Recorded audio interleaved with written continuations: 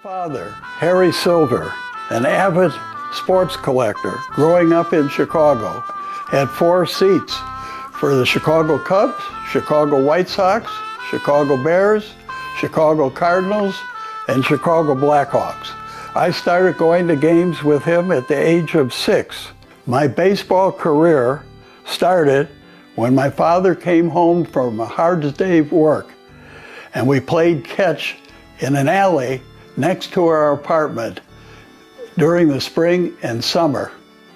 And his passion for baseball was an influence on me, which led to a baseball scholarship at the University of Colorado.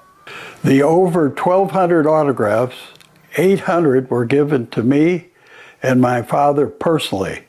The sweet spot signatures were purchased at auctions of every Hall of Fame player of the late 1880s and the early 1920s. Every baseball has been appraised with a value. Some examples, just to show you a couple. Babe Ruth is valued at $50,000, Walter Johnson at $26,000, Lou Gehrig at $65,000, Josh Gibson at $50,000, Christy Mathewson at $85,000, Jimmy Fox at $40,000, Napoleon Lajoie at $80,000. In 1936, Major League Baseball in Cooperstown inducted 5 Hall of Fame players: Walter Johnson, Christy Mathewson, Honus Wagner, Ty Cobb, and Babe Ruth. 2 of my favorite historical baseballs, the first being the 1927 New York Yankee called Murderers Row, as it was considered the finest team to ever play baseball. They had a team batting average of .307 with 158 home runs, 110 wins, a slugging average of .498. Babe Ruth batted .358, and that year had 60 home runs, 164 RBIs. Lou Gehrig had a batting average of .373 with 47 home runs, 175 runs batted in. And on this team, 6 players are in the Hall of Fame. Another favorite historical baseball in my collection is the Adi Jost benefit game, held July 24th, 1911, for his wife. It raised $12,814, which is equivalent today to $359,000. The money was critical. The family didn't have money. He had just passed away, and they needed money for the funeral, and the players all came together for this all-star game. And it's basically the first all-star game ever to be played. It was an American League one with American League players. Joe Jackson's on the sweet spot. Ty Cobb played, Tris Speaker played, Eddie Collins, Nap Lajoie, Crawford, Bobby Wallace. And Jost was an ace pitcher for the Cleveland Naps. He pitched for only 9 years because he got sick, but he had 160 wins. He had 48 losses. He had an ERA of 1.88, and he had 2 no-hitters, one of which was a perfect game. Interesting facts and statistics about some of the rare Hall of Famers. Candy Cummings invented the curveball. Ty Cobb had a lifetime batting average of .367. Tim Keefe invented the changeup. Cap Anson, he was the first player to get 3,000 hits. Nolan Ryan, 7 no-hitters, 12 one-hitters, and 17 two-hitters. Johnny Vanderbilt, record that'll never be broken, 2 consecutive no-hitters. Joe DiMaggio, 56-game hitting streak. Ken Keltner, the Cleveland Indians, robbed him at third base of his 57th hit, but then he went on to hit in 17 more games. Amos Rusi, in 1891, he won 33 games.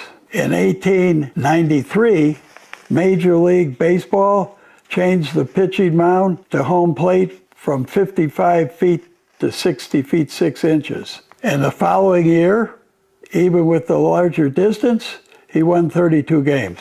A catcher had to use a metal frame plus sponge rubber in order to catch him. He threw the ball that hard. Joe Sewell, another great ball player, played for the Cleveland Indians and New York Yankees. He's in the Hall of Fame.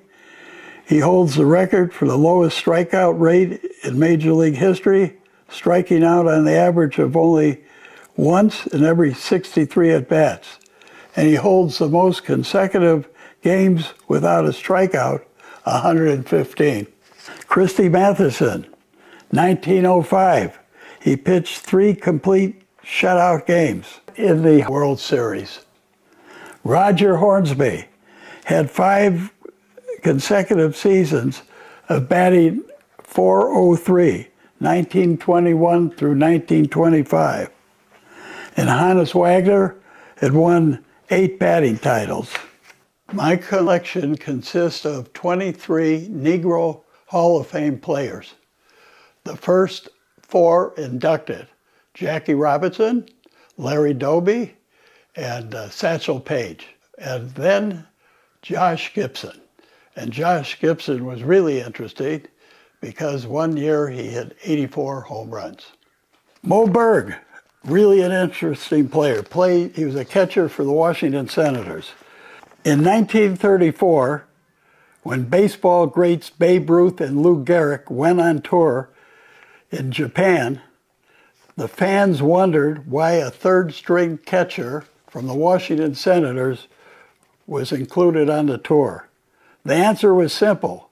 Berg was a spy, speaking 15 languages, including Japanese. His assignment was to find out if the Germans were close to getting the atomic bomb. So Berg went to a German physicist, Werner Heisenberg's lecture to determine if the Nazis were close.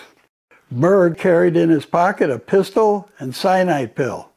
If the German indicated the Nazis were close to building a weapon, Berg was to shoot him and then swallow the cyanide pill. Moe, sitting in the front, determined that the Germans were nowhere near their goal, so he complimented Heisenberg on his speech and walked back to the hotel. The collage of Major League Baseball autographs, including 1,000 cut signatures, mostly Hall of Fame players spanning the history of baseball.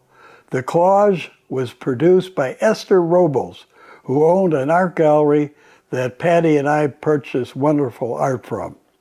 The Cincinnati Red Stockings was the first professional baseball team, 1869. It paid its players. Pitchers threw underhanded. Fielders had no gloves. The payroll was $10,000. The crowd, some seated, some in carriages, was 10,000. Pitcher's mound was 45 feet from home plate. Team won 57 games with no defeats, and the following season won 24 straight. The fans paid 50 cents admission. There were 2 autographs on the sheet music. Harry Wright, the manager, and the one that got the team together, center fielder, and his brother George was a shortstop and the best player in the game at that time. Another interesting signature was Abner Doubleday, who originally got credit for originating and the inventor of baseball. Abner Graves, his friend and a classmate, fabricated the story that Doubleday was the inventor of baseball. Actually, Doubleday was a general in the Civil War who fired the first cannon, the first shot at Fort Sumter in Gettysburg. The check represents Alexander Cartwright, who was the actual inventor of baseball. He umpired the first game, June 19, 1846, Elysian Field in Hoboken, New Jersey. He was an architect, so naturally he devised a diamond. He had foul ball territories, bases were 90 feet apart, 3 outs per inning, 3 strikes per batter. He had a set lineup, 9 players on the field, teams playing equal number of players. Batter must swing and miss 3 times for a strikeout, and no more pegging. Pegging was when the infielder picked up a ground ball, he threw it at the base runner. Base runner was out then. Louis Browning, a very rare autograph. He's not in the Hall of Fame.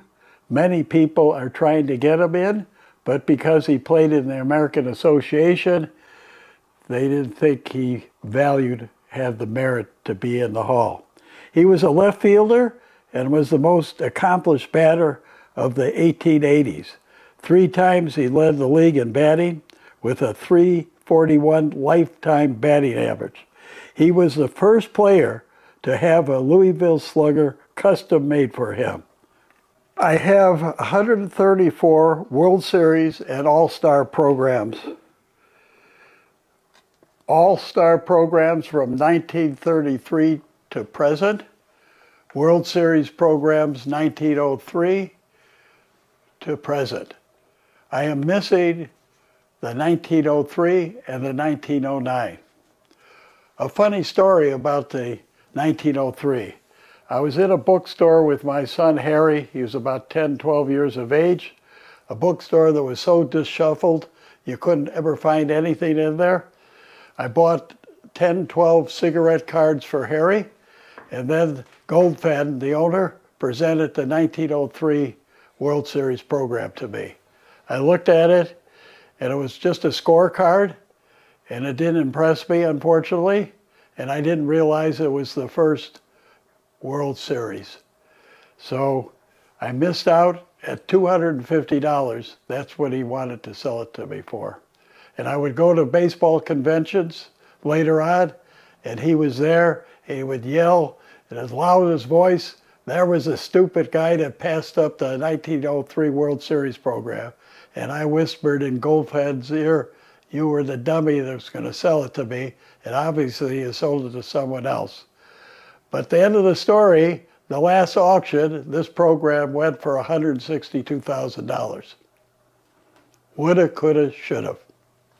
What you're seeing represents the 17 World Series the Chicago Cubs were in. My father took me to the 1945 World Series game when I was 10 years of age. And the next one I went to was in 2016. These programs, the Cubs were a dynasty in the early days, starting in 1906, 7, 8, 10, and then 1929, 32, 1935, and 1938. They dominated baseball, and that could be considered limited editions, which I'm trying to have sold at Wrigley Field in their store. They could be considered for display with the covers represented each cover by its year of the scorecard. Like in 1906, the fans would see Tinkers to Evers' Chance, the best double play combination recognized in baseball. So you would have an interesting scorecard with all the players and then the cover. And that would make a very interesting display that we're trying to achieve. So this basically very colorful covers of the Chicago Cubs 17 times in the World Series.